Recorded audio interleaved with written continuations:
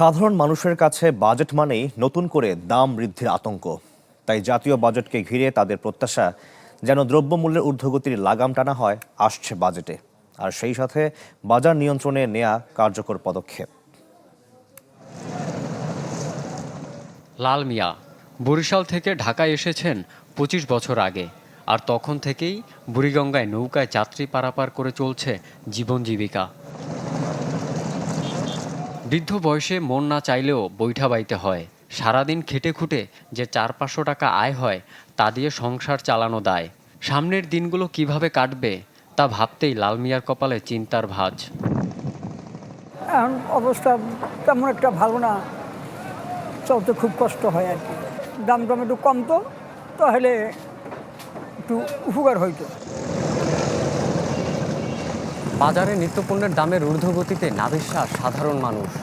তাদের প্রত্যাশা আসন্ন বাজেটে সরকার জীবনযাত্রার ব্যয় কমাতে কার্যকর পদক্ষেপ নেবে। নগদ নিয়ে এলো হার না মানা হার অফার। সর্বনিম্ন ১০,০০০ টাকা রেমিটেন্স নগদে পাঠালে থাকছে স্বর্ণের হার জেতার সুযোগ। লাল মিয়ার মতো রাজধানীতে খেটে খাওয়া মানুষের সংখ্যাই বেশি, যাদের নুন আনতে পান্তা ফুরায়। তাদের প্রতিনিয়ত লড়তে হয় সামাজিক, অর্থনৈতিক সহ নানা বৈষম্যের কষাঘাতে। তাই এবারের বাজেট নিয়ে তাদের ভাবনাটাও বাস্তবতার সাপেক্ষে। নিম্ন আয়ের মানুষের কষ্ট হয়ে যাবো, এটা আমি বাজেটটা একটু কমায় করবো, না বাড়ানোটাই ভালো মনে করি। চাউল ডাল বা নিত্য প্রয়োজনীয় যেগুলি জিনিসপত্র আছে এগুলি যেন দাম না বাড়ে, হ্যাঁ এইটাই হলো আমাদের প্রত্যাশা। দ্রব্যমূল্যের ঊর্ধ্বগতিতে নাকাল নগর জীবনের সবচেয়ে বেশি ভোগান্তিতে সমাজের নিম্ন আয়ের মানুষ। আসন্ন বাজেটে তেল, চাল ও ডাল সহ নিত্যপণ্যের দাম সহনীয় থাকবে, তাদের প্রত্যাশা এতটুকুই। প্রত্যেকটা প্রোডাক্টের উপরে দাম রাতের অন্ধকারে বেড়ে যায়। কীভাবে বাড়তেছে বা কিভাবে কি হয়েছে এটার কোনো কৈফিয়ত নাই, কারোর কাছে কোনোই নেই। প্রত্যাশা অনুসারে এই দেশে কোনো কাজ হয়নি।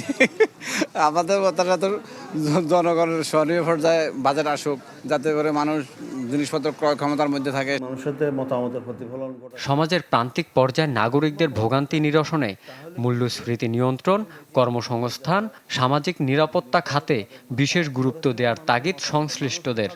আমাদের ব্যবসায়ীরা যেরকম বাজেট আলোচনার আগে চিন্তা করে যে কোন কোন জায়গা থেকে তারা কি কি সুবিধা পাবে, এটা তো আসলে শুধুমাত্র ব্যবসায়ীদের হওয়ার কথা নয়, এটা সর্বসাধারণের সুবিধা হওয়ার কথা। যে আগামী বাজেট হলে আগামী বাজেটে আমার এলাকার জন্য কী কী ধরনের ডেভেলপমেন্ট পরিকল্পনা থাকবে, অথবা আমি কোন কোন পণ্যের ক্ষেত্রে সুবিধাগুলি পাব, যাতে করে আমার জীবনযাত্রার ব্যয় না বাড়ে।